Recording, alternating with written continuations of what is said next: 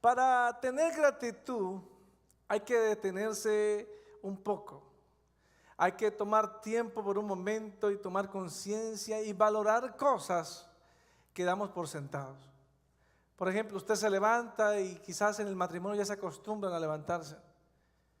Pero hay razón de darle gracias a Dios. Señor, gracias por mi esposo, gracias por mi esposa, gracias por la casa donde vivo. ¿Por qué más podemos darle gracias a Dios? Por la ropa, por los alimentos, por lo que bebemos, por incluso la oportunidad que tenemos de tener acceso a la tecnología. Alguien dice, bueno, eso no es, pero mire, hay lugares que con dificultad pueden acceder al internet. Usted dice, ¿todavía existe? Sí, todavía existen lugares. Y nosotros tenemos no solo acceso a la tecnología, sino que también tenemos acceso a muchas cosas que el Señor nos regala. Es bien importante que la gratitud de nosotros se vea, porque de ahí dependen muchas cosas importantes en la vida. Por ejemplo, ¿qué de las promesas de Dios? Por un momento piense, ¿cómo usted se comporta frente a una promesa de Dios? Lo que pasa es que hablar de promesas hoy es un poco difícil porque creo que lo que buscamos ya no son promesas.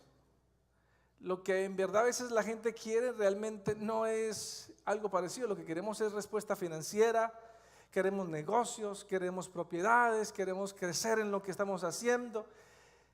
Pero ese no debe ser solo el objetivo. Las promesas de Dios son muy importantes porque cuando yo me aferro a algo físico, algo material que yo puedo tocar, que puedo ver, mi alegría solamente durará hasta que eso exista. Por eso poner mi esperanza en algo material es poner en riesgo muchas cosas. Pero cuando yo pongo mi esperanza en las promesas de Dios, todo cambia, porque una promesa de Dios es una declaración divina de algo que tarde o temprano se va a cumplir. ¿Qué acabo de decir? La promesa de Dios tiene cumplimiento, lo demás no. Yo diría amén. Yo diría un fuerte amén. Las promesas de Dios se cumplen porque se cumplen. Es cuestión de tiempo. Pero creo que nos falta comenzar a ser más insistentes en esa área. Comenzar a decirle al Señor, Señor, creo que no me estoy aferrando a ninguna promesa. Creo que me estoy acostumbrando a trabajar diario, a hacer lo que hago. Pero es importante no solo aferrarme, sino inclusive usted puede hacer el ejercicio de memorizarlas. Porque si usted memoriza la fidelidad de Dios a través de las promesas, usted le va a celebrar todo el tiempo, porque todo el tiempo usted verá a Dios cumpliendo promesas. Y es algo de lo que quiero hablar hoy. Nuestra gratitud ante lo que Dios hace con nosotros, o vamos a decirlo así, la expresión de la gratitud en nosotros se manifiesta en el servicio, en el servir a Dios. Voy a hablar de gratitud, pero voy a hablar de su manifestación, que es ¿qué? El servicio, que es servirle a Dios. Por eso cuando estemos ya entrando más en la enseñanza, usted pronto dice, pero no es gratitud. Recuerde que estamos hablando que la evidencia, la gratitud es servirle al Señor. Yo quiero que me acompañe en Hebreos capítulo 12, versículo 24, y vamos a estudiar ahí lo que estoy diciendo. Dice, así que nosotros, que estamos recibiendo un reino inconmovible, seamos agradecidos.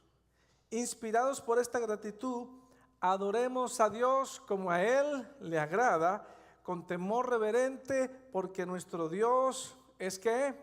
Fuego consumidor. ¿Qué tal si lo leemos todos en voz alta? Léalo conmigo todos el tiempo. Así que nosotros, que estamos recibiendo, seamos,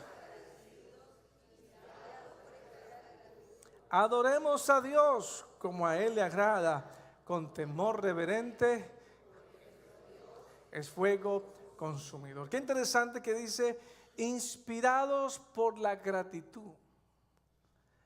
La gratitud no solo es dar gracias, la gratitud produce muchas cosas al mismo tiempo. En estos versículos vamos a mirar primero cómo los creyentes debemos servir a Dios y luego ¿por qué hacerlo? ¿Cómo hacerlo? ¿Por qué hacerlo? Son dos cosas que quiero que analicemos. En cuanto al cómo, vamos a analizar esto. Hay tres ideas principales en lo que acabamos de leer. Se dice que lo hacemos con gratitud, que lo hacemos con temor y lo hacemos con reverencia. Son tres formas en que uno usa para servir al Señor. Ahora, me llama la atención cuando dice que la gratitud inspira. La gratitud es la base para ir al temor y luego a la reverencia. Voy a explicar esto de una mejor manera y yo quiero que usted me pueda acompañar con esto. Una actitud agradecida ocurre cuando reconozco el beneficio de Dios. Y cuando hablamos del beneficio de Dios, es un desafío hablarlo. El salmista decía que, Señor, que nunca me olvides de tus beneficios. Él era alguien que en todo momento reconocía la mano de Dios interviniendo en su vida.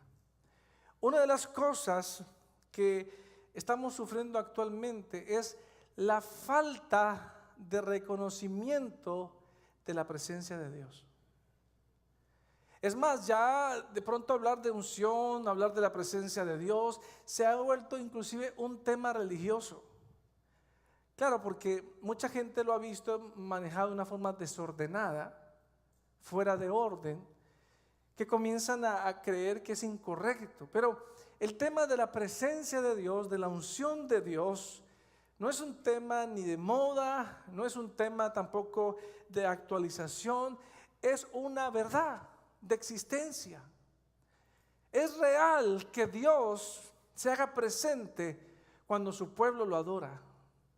Es real que Dios se haga presente cuando nosotros caminamos con fe. Es real que la unción de Dios existe cuando estamos consagrados y cada día más dependientes del Señor. Eso todo es realidad.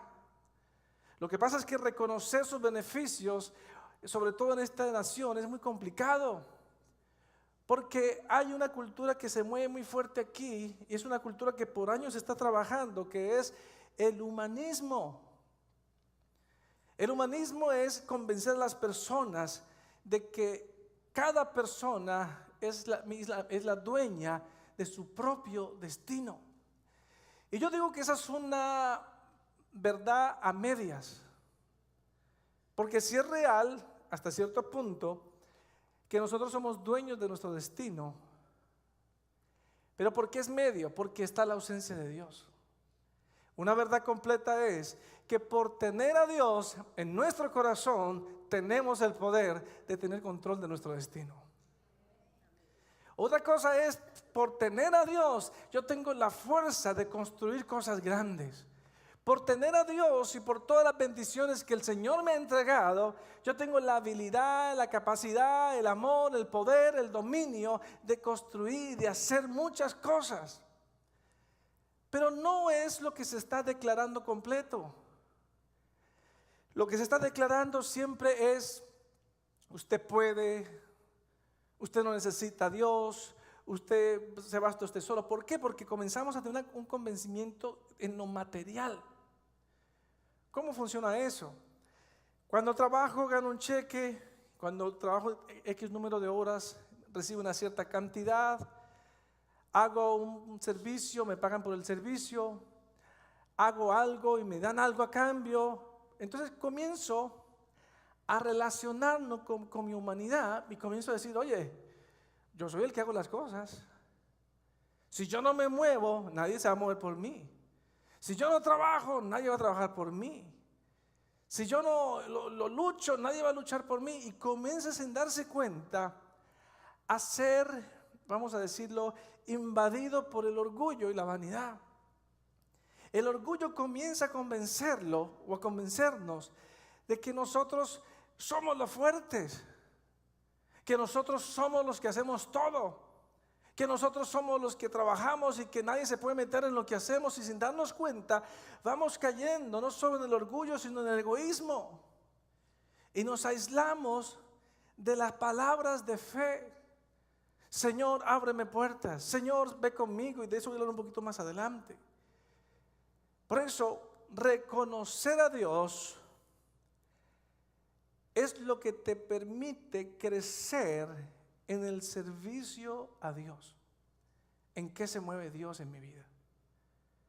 No en qué me muevo yo. ¿En dónde ves a Dios? ¿En qué se ha movido Dios en tus cosas? Yo lo vi, Él me abrió una puerta que yo pensé que no estaba, pero me la abrió. Yo vi a Dios, me proveyó, vi a Dios aquí sanándome, vi a Dios, y cuando comenzamos a ver a Dios, nuestra vida espiritual comienza a tener vida, porque vemos a un Dios participando en lo que hacemos. Ahora, cuando yo puedo reconocer el beneficio, este beneficio me lleva al temor de Dios.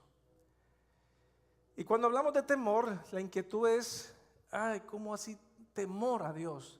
Cuando la palabra se refiere a temor, se refiere al honor, se refiere a la obediencia, se refiere al reconocimiento de que Dios es Señor sobre todas las cosas. Un versículo que lo amplía mejor es Proverbios capítulo 1, versículo 7, cuando dice: el principio de la sabiduría es el temor del Señor. Los insensatos desprecian la sabiduría y la enseñanza. Aquí hay una enseñanza clarísima. Él dice que el temor al Señor comienza con la sabiduría. ¿Qué es sabiduría? Conocimiento aplicado de una forma correcta. ¿Qué es sabiduría? Es la ciencia de muchas cosas que hasta nosotros desconocemos, pero que Dios sí conoce. Santiago dice: pídala si a alguien le hace falta. Pero después dice que hay un grupo de personas que los llama insensatos. ¿Por qué insensatos? Porque rechazan la sabiduría y rechazan la enseñanza. No necesito que me enseñen. No necesito que me hablen, no necesito que me guíen, no necesito que me ilustren, no necesito, y comienzo a entrar en lo que hablé al principio, en el yo mío, donde en verdad no necesito a Dios. ¿Para qué Dios? Si en mi lenguaje cotidiano todo soy yo. Yo pienso, yo hago, yo trabajo, yo creo. Pero cuando hablamos del temor a Dios, se refiere a la primera parte de este proverbio. El principio de la sabiduría es el temor de Dios. Es decir, es cuando yo reconozco que todo lo que yo voy a hacer, lo que hago y lo que haré, está en las manos de Dios. Es cuando yo me levanto y digo: Padre, hoy comienza una nueva semana, pero aunque yo sé y tengo un calendario de cosas y pienso que voy a hacer otras tantas, yo te pido tu dirección, Señor. Señor, yo te pido que me dirijas. Señor, yo te pido que me abras puertas. Yo quiero que me hables y que me muestres lo que debo ver, Señor. Y cuando yo comienzo a involucrar a Dios, es reconociendo que Dios es soberano, que Dios tiene control de todo y que inclusive Dios puede cambiar mi día. Cuando el día de pronto no es como yo esperaba, la razón que me enojo, la razón que me salgo de mí, es porque realmente yo no esperaba el control de Dios, yo esperaba el control de mi vida. Yo esperaba que el día funcionara como yo quería. Pero cuando uno está metido con Dios y el día cambia, uno dice: bueno, Señor, esto se descuadró, esto no es como pensaba, pero aquí estoy abriendo mis ojos, abriendo mis oídos para entender qué es lo que tú me quieres enseñar. Eso es caminar en el temor del Señor. Eso es el reconocimiento de que mi hoy, mi mañana está en las manos del Señor.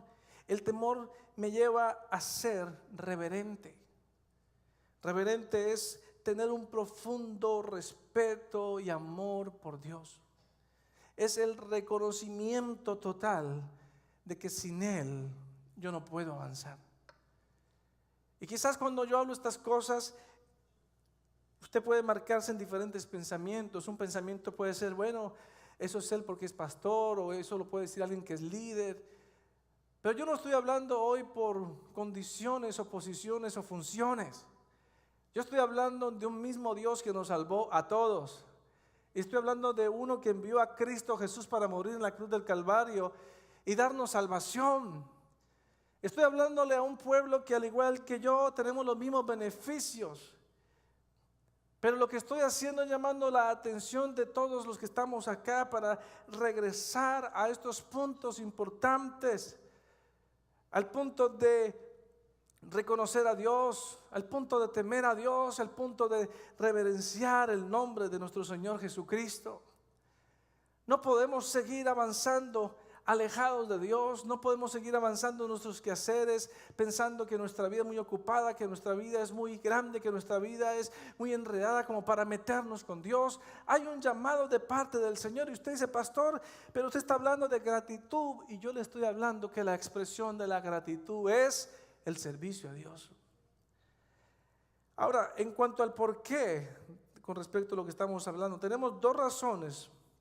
Una al principio de estos versículos y otro al final. La primera frase dice, así que nosotros que estamos recibiendo un reino inconmovible. Léalo conmigo en voz alta, dígalo fuerte. Así que nosotros que estamos recibiendo, dice, un reino inconmovible. Yo llamo eso un privilegio de parte de Dios. Creo que a veces es algo que aún no logramos entender lo que significa ser parte, estar en el reino de Dios. Porque es lo que Él quiere establecer acá a través de nosotros, su reino. Cuando decimos inconmovible, es que no se mueve, no cambia, nada lo puede detener, nunca podrá ser destruido. Es un reino que permanece para siempre. Ese es el reino de Dios. ¿Cuánto le dan gracias a Dios por eso? Es un reino que no se compara a los partidos políticos que existen hoy. No se parece al gobierno de los Estados Unidos, no se parece al gobierno de nuestros países, ni siquiera se parece a aquellos países donde hay un mejor gobierno. Porque este gobierno espiritual, este reino de Dios, es un reino que está establecido en justicia. Es un reino donde está la bondad de Dios, donde está la manifestación de Dios y nosotros tenemos acceso a eso. ¿Qué significa lo que estoy queriendo decir? Que el apóstol está diciendo, señores, el Señor nos está introduciendo, nos ha metido en un nuevo tiempo. Esto es difícil a veces de comprenderlo porque queremos entenderlo como entendemos lo material. Podemos decir, en mi país yo no estaba bien, aquí estoy bien. ¿Por qué aquí estoy bien? Porque aquí tengo más acceso financiero a muchas cosas. Así es fácil de entenderlo. Pero cuando usted lo eleva al reino de Dios, usted dice, ¿cómo compara el reino material, por así decirlo, o la vida que tenemos actualmente con el reino de Dios? Porque el reino de Dios viene a nuestro corazón. El reino de Dios viene a nuestro interior por medio del Espíritu Santo. Ahora, en ese reino de Dios, todo ya está definido y todo ya está hecho. Ya no estoy a medias, sino que ya todo existe. Mire, Jesucristo nos explica un poquito cómo se introdujo el reino de Dios. Dice que Él estaba hablando con Nicodemo en Juan capítulo 3, versículo 3, y le dijo, de veras te aseguro que quien no nazca de nuevo no puede ver el reino de Dios, dijo Jesús. Le está explicando que ese reino hay que nacer espiritualmente otra vez. Es decir, tener la disposición de creer que como el niño depende del Padre, así nosotros aprendemos a depender de Dios en nuestra vida espiritual. Es llegar a un nivel de conciencia espiritual tan alta, donde yo ya no camino con necesidad, sino más bien camino con seguridad de parte del Señor. Por eso Jesucristo dijo en Mateo capítulo 6, 33, mas buscad primeramente el reino de Dios y su justicia, y las demás cosas serán. Si usted lee todo el capítulo 6, Jesucristo está hablando de todas las necesidades que existen en este mundo material. Ropa, vestido, comida y muchas otras cosas. Pero Él dice, mi consejo es, mi sugerencia es, mi voz es, mi mensaje es, lo que Dios quiere es que usted primero busque ¿qué? El reino de Dios. Y eso usted solo lo encuentra en la vida espiritual. Cuando yo me introduzco a este reino por medio de Cristo y busco primeramente el reino de Dios, muchas verdades en mi vida van a comenzar a cambiar.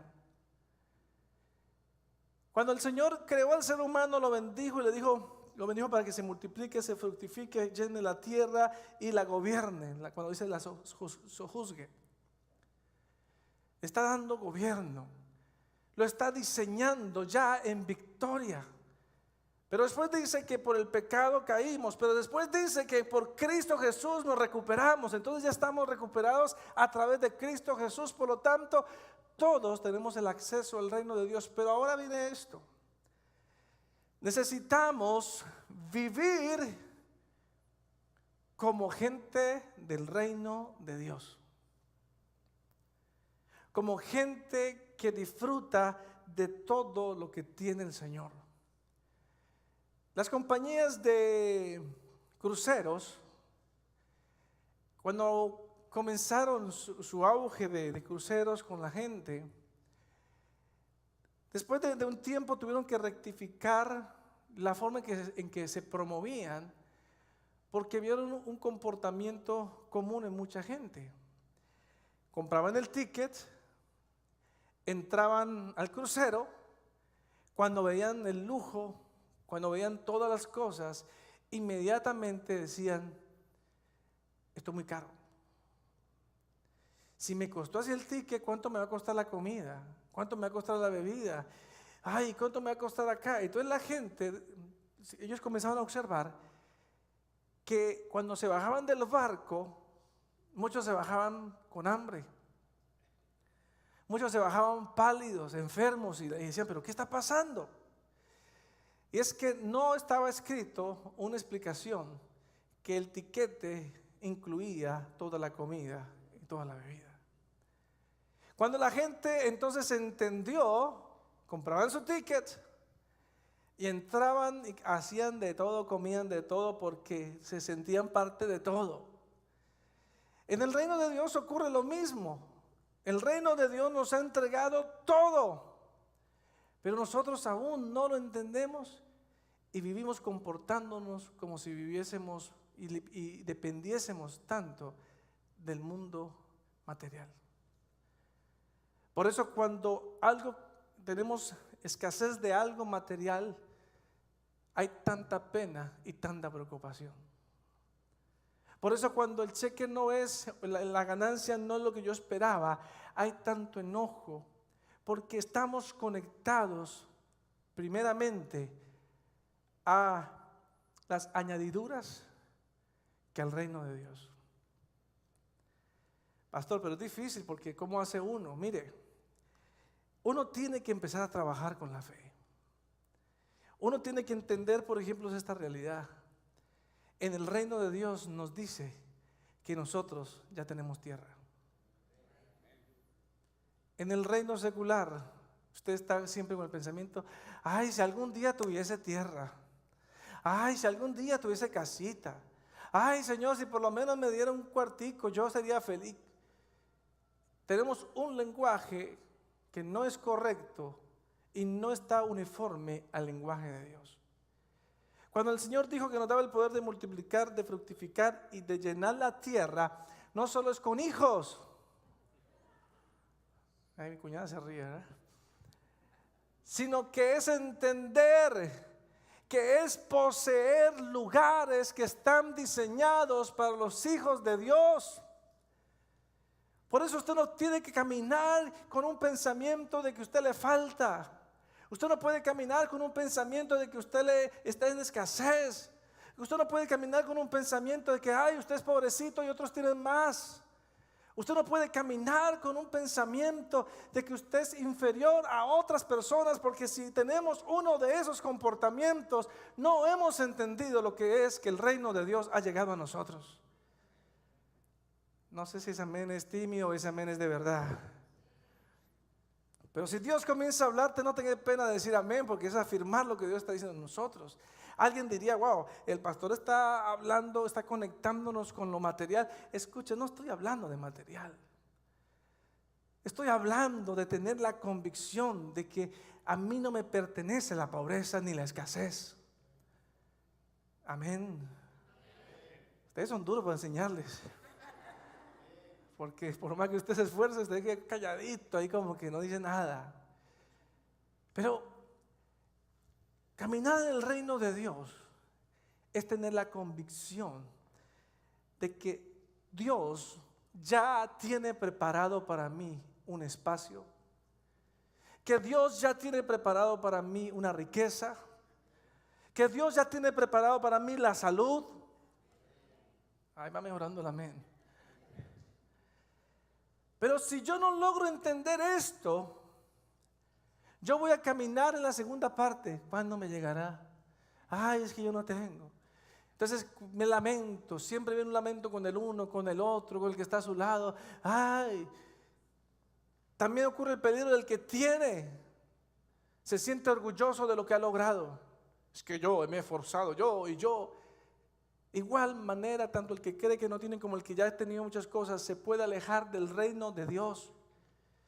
Pero el reino de Dios es tener esta confianza de que en todo Dios me proveerá, de que en todo Dios me abrirá las puertas, de que nunca estaré solo, de que nunca estaré abandonado, de que nunca estaré tirado, porque estoy con el Padre Celestial y Él abrirá puertas para mí. Él caminará en los lugares donde yo he de ir. Él ya fue.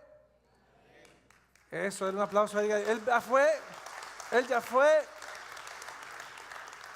Yo tengo que tener esta certeza en mi corazón. El Señor ya me bendijo. A mí no me falta. Pero pastor, es que no tengo. O que si no tienes, te voy a hacer una pregunta, ¿en qué crees? Que no tengo. Porque es que eso es lo que tengo. No tengo, entonces eso es lo que creo. No. Yo creo que vivimos momentos en la vida. Y hay momentos donde usted aparentemente no tiene. Pero no porque usted en ese preciso momento no tiene, es su realidad. Mi realidad a través del Evangelio es saber que siempre estoy seguro porque el Señor Jesús es mi Señor y mi Salvador. Yo no necesito de tener y de tener cuentas grandes para sentirme bien o sentirme satisfecho. Yo estoy satisfecho porque vivo en la realidad de que el reino de Dios está en mi corazón, de que Jesucristo es una verdad en mi vida absoluta. Por lo tanto, yo camino con la confianza de que todos los días estoy conquistando. Y cuando yo camino con la confianza de que todos los días estoy conquistando, saco de mi boca el lenguaje que, ay, qué día, ay, qué fuerte. Ay, no, porque usted todos los días dirá, hoy he crecido, hoy se me han abierto puertas, hoy he construido, hoy he hecho algo nuevo, por la certeza que hay en ti. Pero si seguimos trabajando al revés, primero buscamos las añadiduras, nunca podremos entender ni veremos llegar la victoria y las bendiciones de parte del Señor. Casi nunca me gusta condicionar cosas, pero en este caso es importante entender que si hay una condición bíblica. Si ya se nos ha dado algo, ¿por qué seguimos viviendo diciendo que amamos a Dios, pero con la convicción de que nos falta todo? Sí, yo soy cristiano, amén. ¿Y cómo va? Uy, duro. Somos los que más lloramos, los que más nos quejamos. cuando el pueblo de Dios lo que tiene que hablar es victoria. Quizás alguien te dice, pero usted está loco porque usted no parece que está en victoria. No, usted no me ve en victoria, pero estoy en victoria. No, pero es que usted está mal, señora. Mire, es que a usted le hace falta. Yo estoy en victoria. Mire, no, le tengo que dar porque usted la veo mal. Gracias, Dios, estoy en victoria. Usted Dios lo movió, me tiene que dar. Y yo sé que esto suena un poco como que, qué ridículo, ¿cómo vamos a pensar así? Si hay que tener coherencia en las cosas. Pero la palabra dice, más buscar primeramente el reino de Dios. ¿Y qué más dice? Y las demás cosas. Y cuando dice las demás cosas se refiere a todo lo material. Serán añadidas. Lo que pasa es que estamos distraídos en la añadidura. Ahora, la segunda razón por qué servirle al Señor, dice, porque nuestro Dios es fuego consumidor. Y cuando se expresa esta palabra, porque nuestro Dios es fuego consumidor, sirvámosle, suena como a castigo. Porque lo asociamos con el infierno. Lo asociamos que nos vamos a quemar. Entonces cuando decimos sirvamos al Señor porque Él es fuego consumidor, ¡ay sí! Pero es una postura incorrecta. ¿Por qué? Porque no es mentira que Dios sea ambas cosas, pero una no contradice la otra.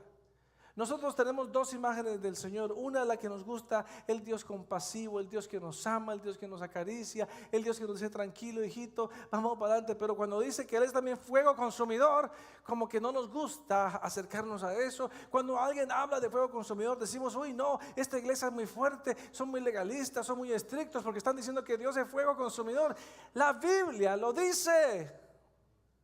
Pero déjenme explicarle qué es lo que quiere decir la Biblia. En Juan capítulo 4 versículo 8 dice, porque Dios es, por ese amor hemos recibido un reino inconmovible. Pero el versículo que estamos leyendo es Hebreos 12:29, dice, porque nuestro Dios es fuego consumidor. Hay dos palabras que se acompañan. Miremos algo. El fuego tiene tres usos. Número 1, para calentar. Número 2, para alumbrar. Y número 3, para quemar lo que no sirve y lo que contamina. ¿Está de acuerdo conmigo? Lo repito otra vez, son tres cosas: calentar, alumbrar y quemar lo que no sirve y lo que contamina. El contexto que usa la Biblia cuando se usa con referencia al fuego consumidor es la última. Consume lo que no sirve y lo que contamina. Dios con amor nos ha salvado a través de Cristo Jesús. Y a través de Cristo nos ha presentado su reino inconmovible. Ahora nos trae a Él que es fuego consumidor. Cuando el oro está en su estado natural y se pone en fuego, desaparece la impureza y queda realmente el oro. Dios quiere que te acerques a Él porque Él es el fuego y único que puede purificar nuestra vida. ¿Cuánto lo entienden diferente ahora? Por esa razón yo le sirvo al Señor. Por esa razón debemos tener una actitud de gratitud expresada en el servicio a Dios. Cuando le servimos a Dios, Él puede tratar con nosotros. Escuche esto con cuidado. Porque parte de lo que se está viviendo hoy es que ya nadie quiere servir a Dios. Porque estamos muy ocupados. Porque no tenemos tiempo. Ahora yo me hago una pregunta, los que tenemos hijos. Si yo tengo un hijo y mi hijo no lo tengo cerca a mí continuamente, no tendré oportunidad de corregirlo. Y eso es uno de mis temores más grandes que tengo con los padres en todos lados, ¿no? Los papás no están cayendo en cuenta que sus hijos están de 8 a 9 horas fuera de su alcance. Y está comprobado que afuera tienen acceso a la droga, a la pornografía, a la maldición y a muy malas palabras que se aprenden en el ambiente. Cuando vuelve a su casa, su hijo estará 2, 3 horas, y digo que medio visto porque estará ocupado en la televisión, estará jugando con una cosa, con otra y después a dormir. Pero si el padre puede ver a su hijo y lo pone a trabajar con él, y cuando el hijo comience a hacer las cosas que trabaja con el padre tiene la oportunidad de corregir lo que el hijo hace. Pero si no lo ve, si el hijo no camina con el padre, estamos viendo hoy en día una rebeldía tremenda en ya muchachitos de 8, de 9, 10 años que nadie los puede controlar.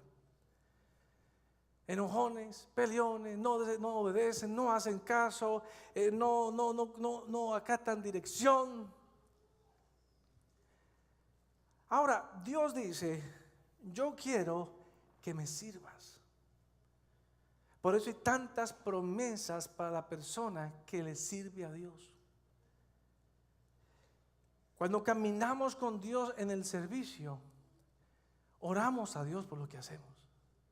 Y cuando oramos a Dios por lo que hacemos, el Padre tiene acceso como fuego consumidor para tratar con nosotros, para limpiarnos, para sanarnos, para trabajar con nuestro carácter, para ayudarnos.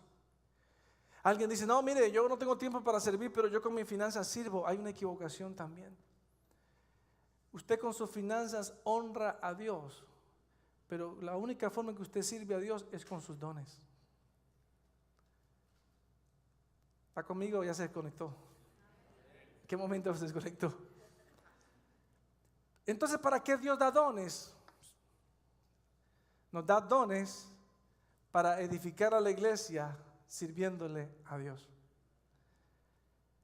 Y creo que inclusive en el púlpito he escuchado predicadores que se han equivocado con esto, porque le han dicho a la iglesia, no, su ofrenda sirve, es como un servicio al Señor.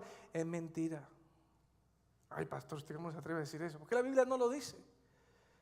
Nosotros con nuestros recursos honramos a Dios, pero con los dones le servimos al Señor. Por eso nosotros tenemos una clase aquí que le llamamos Mi Siguiente Paso. La primera semana usted aprende sobre la estructura de la iglesia. La segunda semana se le enseña sobre su personalidad y los dones que tiene. Porque creemos que es importante que usted sepa cuáles son sus dones para que después salga y los ponga al servicio del Señor. ¿Qué pasó cuando el Señor a través de Moisés trajo liberación al pueblo de Israel? Vino Faraón inmediatamente y dijo, dóblenles el trabajo. Ocúpenlos más, porque por estar distraídos es que están escuchando esas mentiras. Es decir, Moisés les estaba hablando del reino de Dios. Señores, vamos a celebrar fiesta en el desierto. Y Faraón estaba hablando con la voz terrenal. No, señores, doble el trabajo. Bájenle la comida, póngalos a sufrir. Cuando usted dice, voy a servir a Dios, no se sorprenda que se levante Faraón y lo ocupe a usted más. No se sorprenda que usted diga, no, es que tengo que hacer tanto que yo no puedo. Claro, no es casualidad. Es que el enemigo sabe que con tal que estés ocupado y no uses el don que Dios te entregó, todo está bien. Él no tiene problema que vengas el domingo a la iglesia. Él no tiene problema que ofrendes, que diezmes, que cantes. Al diablo le preocupa cuando usted comienza a servir a Dios. Cuando usted comienza a decirle a los demás que Cristo es el camino, la verdad y la vida. Cuando usted comienza a usar sus manos, sus talentos, su voz, lo que Dios te entregó para llevar el evangelio de Dios, ahí usted hace diferencia y ahí nos conectamos con el reino de Dios.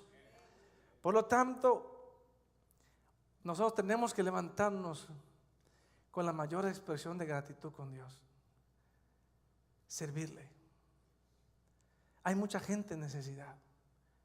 Y no me refiero a financiera, porque la gente está fascinada con eso. Se sienten en paz porque mandan ropita a tal lugar, porque mandan comidita a otro lugar, porque mandan una ofrendita para otro lugar, porque, ay, yo ayudo a las personas. Estamos igual, con todas disculpas y con todo perdón, que la Iglesia Católica. Creemos que nos ganamos el reino de Dios pagando penitencias y pagando beneficios. Yo ayudo, yo hago, ese es el yo bueno. En el reino de Dios hay un orden de obediencia. Hay un rey que se llama Jesucristo y hay gente que le sirve a Jesucristo, que somos nosotros. Por lo tanto, usted tiene que pensar en esto, decir: Señor, si este mes es el mes de la gratitud, Señor, necesito reconocer las cosas que me has dado, Señor. Necesito regresar a ti con temor, Señor, y necesito tener reverencia contigo, Padre Celestial. No podemos seguir usando excusas que no tienen fundamento bíblico y nos están alejando y nos están secando espiritualmente. Vendrán días difíciles donde todo lo que tú tengas no servirá de nada, sino que servirá lo que has hecho en tu corazón con el Espíritu de Dios en Cristo Jesús. Porque será el único día donde las cosas que tengas no servirán, pero una oración de fe te salvará. Un clamor de fe hará que las cosas ocurran ya. Pero cuando se acaban las cosas y el alma está seca espiritualmente, la duda se come a la gente. La culpa no los deja levantar. Estamos viviendo uno de los tiempos de mayor depresión a nivel emocional de las personas. Estamos en el récord histórico que niños entre los 9 y los 14 años ya están presentando cuadros de depresión agudos, cuando eso no existía, cuando eso no era una realidad. Tenemos que llegar al estado de Job. Job está conectado con el reino de Dios. Dijo: Dios dio, Dios quitó, dijo él. Es la forma en que él lo interpretó. Pero después dijo: sea el nombre del Señor bendecido. Después te lee todo el libro de Job, donde él conversaba con Dios y todo. Y era un hombre sabio, un hombre que Dios en verdad estaba con él. Pero llegó un punto en su vida donde dijo: ya me di cuenta que el yo bueno me tenía envanecido. Y después que Dios le hizo un cuestionario grandísimo, le dijo: Señor, yo me arrepiento en polvo y ceniza, porque hablaba cosas que no entendía. Y cuando él se humilló reconociendo el bienestar de Dios, el temor de Dios, la gloria de Dios, dice la palabra que su posterior estado fue mejor que el primero. Yo creo que el Señor hoy nos está hablando y nos quiere conectar con un nuevo tiempo para nuestras vidas. Iglesia, Dios no te creó solo para crear recursos. Dios te hizo y te entregó unos dones que solo tú tienes. Y esos dones puestos al servicio del Señor van a bendecir a muchas personas. Y cuando llegues a la presencia de Dios, esos dones te servirán para recibir las coronas de vida, porque fuiste fiel con lo que Dios te entregó. Amén.